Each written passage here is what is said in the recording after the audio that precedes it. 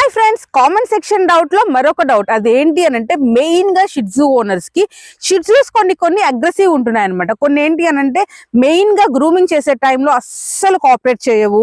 And అంతేకాకుండా grooming చేసే వాళ్ళని కరవడానికి చూస్తున్నాయి. ఇలాంటి వాటికి కొంతమంది ఏమంటున్నారంటే అక్క అనస్థీషియా ఇస్తానంటున్నారు, మేము దాన్ని ఎనస్థీషియా ఇచ్చి గ్రూమింగ్ చేయించొచ్చా అని చెప్పేసి అయితే అడుగుతున్నారు. నేనైతే రికమెండ్ చేయను. కానీ అలా చేయించకపోవడం వల్ల కూడా దానికి స్కిన్ ఇన్ఫెక్షన్స్, ర్యాషెస్ వస్తాయి. కాబట్టి సో నేను అనేది ఏంటి అంటే ఫస్ట్ టైం మీరు అగ్రెసివ్ కాకుండా జాగ్రత్తగా పెంచండి. ఒకవేళ అది బిట్ అగ్రెసివ్ ఉన్నప్పుడే మీరు ట్రైనింగ్ కి తీసుకెళ్లిపోయి దాన్ని కూల్ చేయడానికి ట్రై చేయండి. అలాంటి పక్షంలో లేని పక్షంలో కనుక మీరు అది ఆల్రెడీ చేయి దాటిపోయింది, ఇంకా లేదు అది అగ్రెసివ్ గానే ఉంది, ఇంకేం చేయలేము అన్న టైంలో కనుక మీరు వెటర్నరీ దగ్గరికి వెళ్ళండి. కొన్ని వెటర్నరీస్ లో మటుకు మీకు ఎలా అంటే డాక్టర్ రూమ్ ఉంటుంది, అండ్ అంతేకాకుండా దాని పక్కనే స్టోర్ అనేది ఉంటుంది.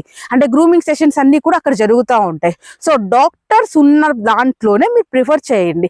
అలా కాకుండా బయట లేదా హోమ్ సర్వీసెస్ అని వస్తూ ఉంటారు కదా, వాళ్ళ చేత చేయించారు అంటే ఆ ఏదైతే ఎనస్థీషియా డోసు కొంచెం పెరిగిన, ఎనస్థీషియా అంటే మత్తుమందు కాదండి, కంప్లీట్ గా ఏంటి అని అంటే డాగ్స్ లో మెయిన్లీ కొంచెం లైట్ గా కోమాకి వెళ్ళే స్టేజ్ అనమాట. అది కొంచెం పెరిగినా కానీ డాగ్ కి ఈవెన్ ఊపిరి ఆడకపోవటము, లేదు అని అంటే కొన్ని సందర్భాల్లో చనిపోవడం దాకా కూడా వెళ్తుంది. సో బెటర్ మీరు మెడికల్ కండిషన్స్ అన్ని పర్ఫెక్ట్ గా ఉండాలి అని అంటే కనుక ఒక డాక్టర్ ఉన్న దగ్గర వెళ్తే మీకు ఆయన పర్ఫెక్ట్ డోస్ ఆఫ్ ఎనస్థీషియా ఇస్తారు.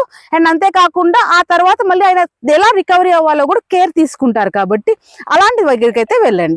So this is my best suggestion. ఇది మటుకు ఖచ్చితంగా పాటించండి, ఎందుకంటే షిట్జూ అనేది చిన్న బ్రీడ్ కాబట్టి.